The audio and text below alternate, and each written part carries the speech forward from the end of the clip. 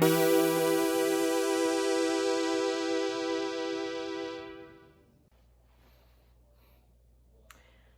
and welcome to another episode of the Drive-In Midnight Special. So, addiction. It can be a powerful thing. It can also be scary. Very scary.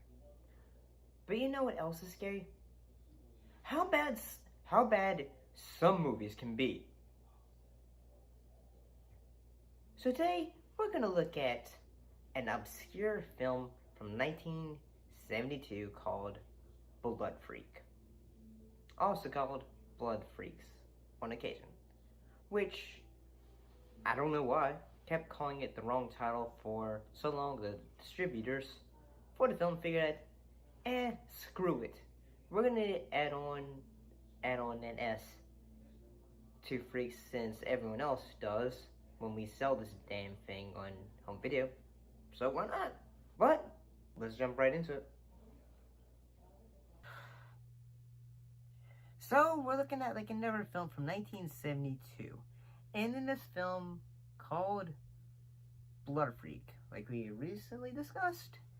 And when I think of a title, I think, well, title of the film Blood Freak makes me think, if I hadn't looked at the poster, it would have made me think, if I was just given an idea of the film, I'd say a vampire movie. And in honesty, that would have actually been cool.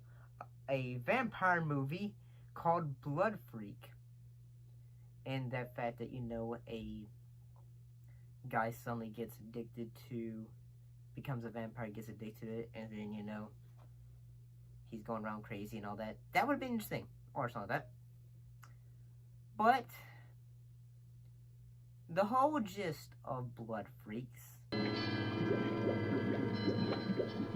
or Blood Freak, is of a man who comes back from the war, and then suddenly he goes from like being this well-rounded guy who's just wanting to do work, and who's kind of an uptight guy, but he's not gonna be a jerk. Suddenly all these girls are saying, they say, you uptight guy, do drugs with me. Drag, I'll help loosen you up. I can do without, thank you. No thanks. No thanks. No thanks. And then suddenly, one thing leads to another, he ends up getting addicted to drugs. Sure. And then, he ends up getting addicted to drugs, and then thinks, well, I need money to fulfill my drug addiction. So he gets a job working at a chicken experiment farm, where they do experiments on chickens. And then he goes through, they decide to say, we'll pay you money to help you fulfill your drug addiction, and if you eat a bunch of turkey. And he does, and eventually he goes through a transformation.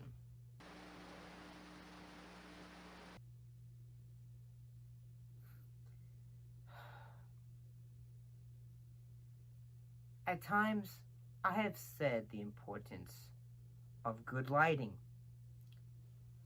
Like I've said in the past, I'm fully lit. You can see me. You can see what I'm clearly wearing. Like a violet, or in this case, purple suit jacket. However, in this film, at times you can, like when it's the point of view of the monster, like you can barely see what's going on until it shows in his face. And I will say at the first time we see Rooster Herschel, that's the main character's name, that it's funny.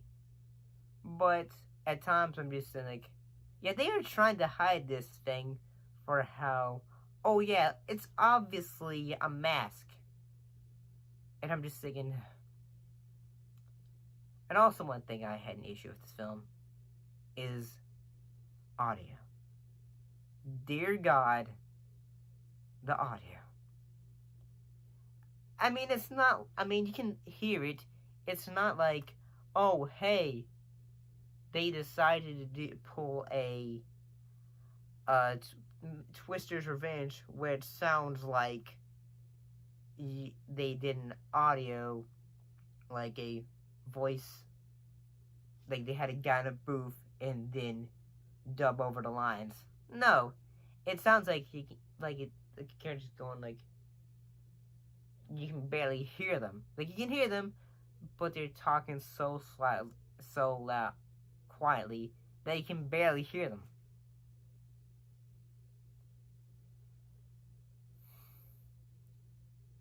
I will say that the movie has its fun moments where Chicken Herschel is just attacking people.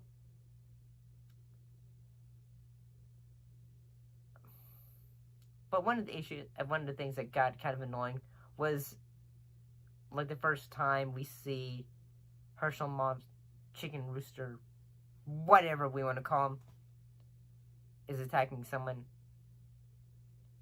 And then this girl is screaming,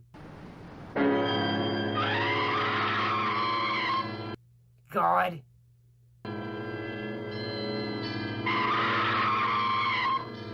Shut up! Stop repeating the sequence. But yeah, this movie at times, it's just, I had trouble getting through this, man. I really did. So in a way, the film is about addiction and what things you'll do to, achieve it. In this case, turning into a giant chicken monster. But one thing that leads to never is that it was all a dream. Like these other cliches.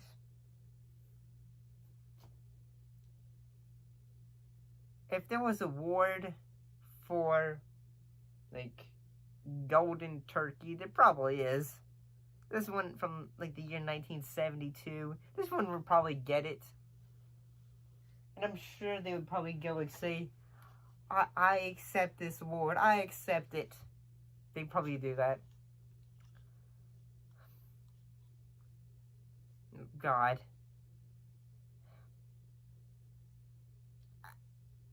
I can, the things that stand out for me that makes this film kind of rough for me was the lighting, the sound, and at times seeing this was a bad movie, only a few times where I thought, okay, there's some enjoyment and some annoyance, mostly just from the screaming.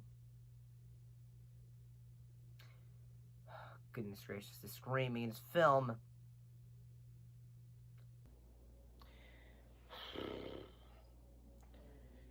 So, if this is the film for you, sure, check it out. Or not. I really don't care. You're probably watching this review because you're too lazy to watch the freaking movie. So, you rely on someone else to do it for you. So keep your popcorn hot, your drinks cold, and keep your eyes on the screen at the Drive-In Midnight Special. Thank you, have a pleasant evening, and I'll see you next time.